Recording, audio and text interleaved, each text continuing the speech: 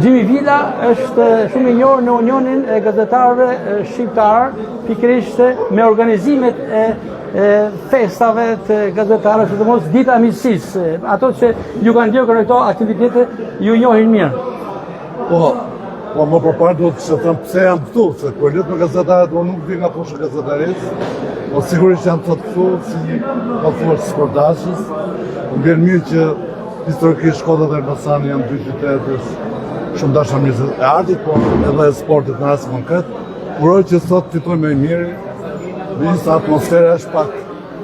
Po. Jemi për drejt, më falni.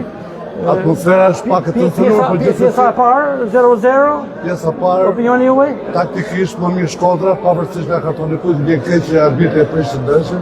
Do të ishte më mirë të mos kësëndet kartoni, që të thoshte që loj pak më e fortë, më ndeshme, më mirë. Kështu detyrohet që Shkodra të jetë çik më e kujdesshme dhe të mos e dërgojë tamam të vlerë. Pra, si shikon pjesën e dytë? Pjesën e dytë mendoj që Shkodra do të jetë më motivuar dhe rezultati mund të jetë disa votë Elbasanit.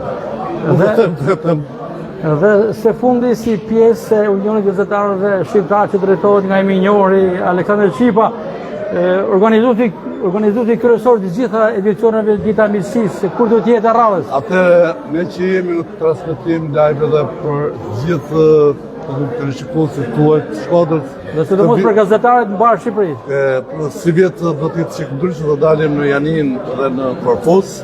Do të kemi edhe kolegët ta nga Greqia dhe pse edhe me gjërë.